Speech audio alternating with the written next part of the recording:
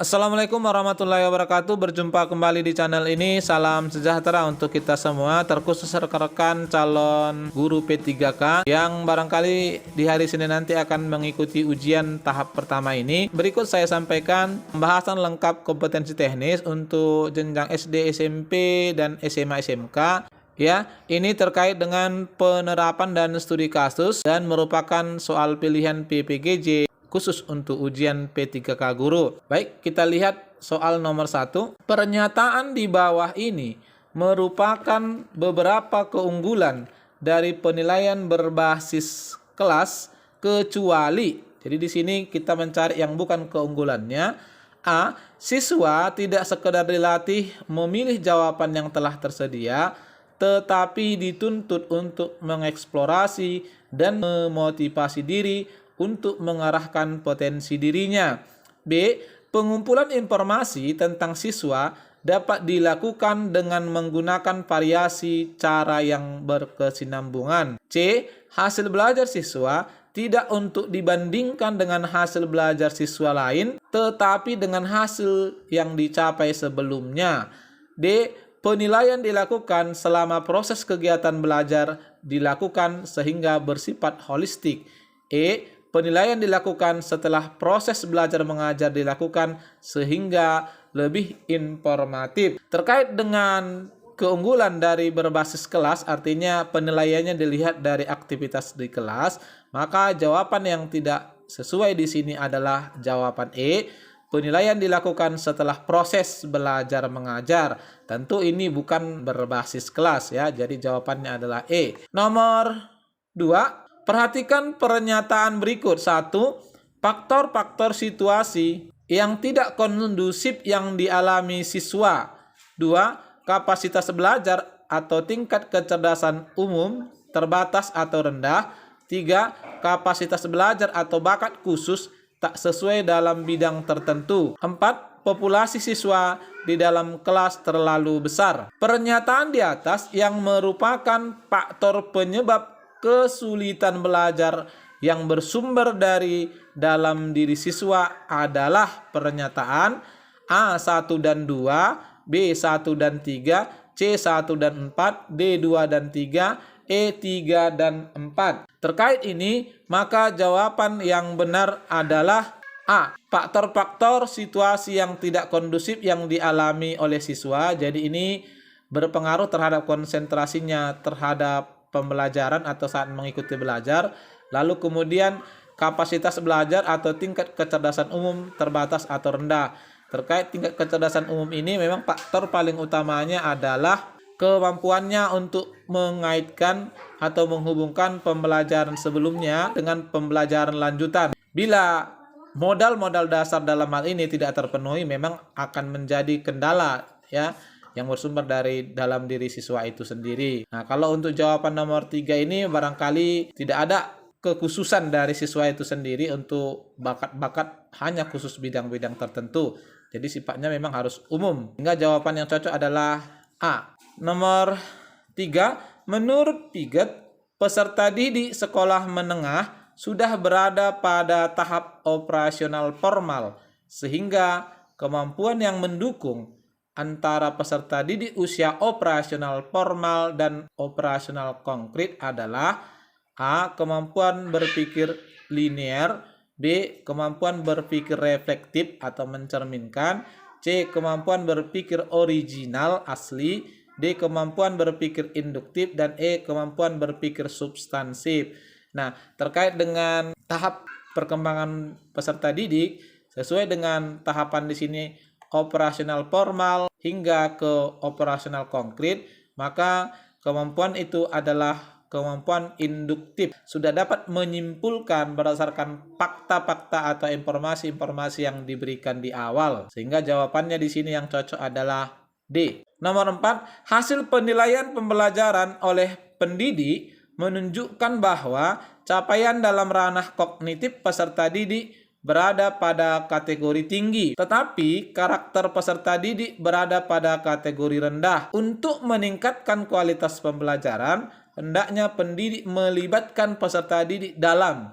Nah, di soal ini kunci utamanya adalah peningkatan karakter ya. Jadi kegiatan pembelajaran yang paling cocok dilakukan di sini disebutkan A. Pembelajaran simulasi, B. Ceramah bervariasi, C. Pembelajaran penyelidikan, D. Pembelajaran demonstrasi, dan E. Pembelajaran diskusi.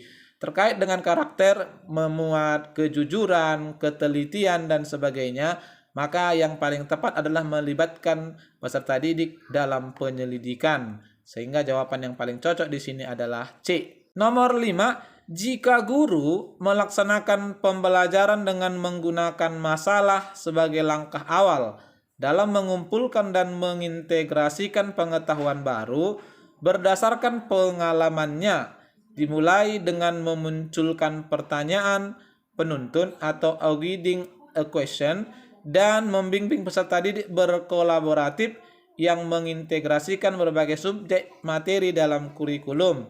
Pembelajaran yang dilaksanakan oleh guru merupakan strategi pembelajaran.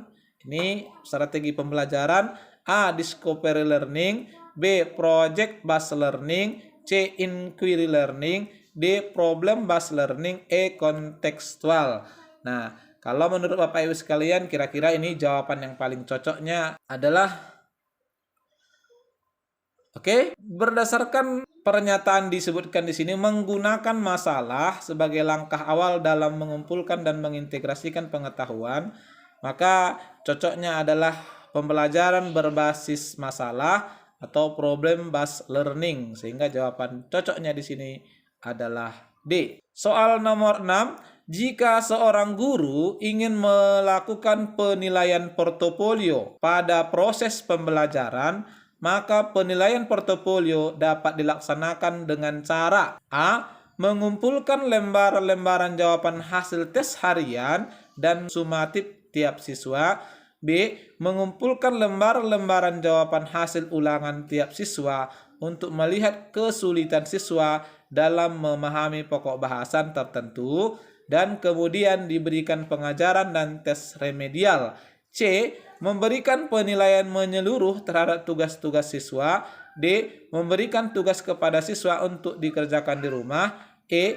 Mengumpulkan hasil kerja masing-masing siswa yang telah diberikan masukan baik oleh guru dan rekan siswa dalam suatu album sebagai bukti hasil belajar. Nah, terkait ini karena proses yang akan dilihat ya, jadi penilaiannya diambil dari portofolio, maka sepakat barangkali bahwasanya jawaban yang paling cocok adalah mengumpulkan lembaran-lembaran jawaban hasil tes harian. Itulah sebagai portofolio untuk menilai peserta didik. Sehingga jawaban yang paling tepat di sini adalah A. Nomor 7, salah satu contoh kegiatan guru dalam kegiatan elaborasi dalam komunikasi pembelajaran dengan para siswa yaitu A. Memberikan umpan balik positif dan penguatan dalam bentuk lisan, tulisan, isyarat, maupun hadiah terhadap keberhasilan peserta didik.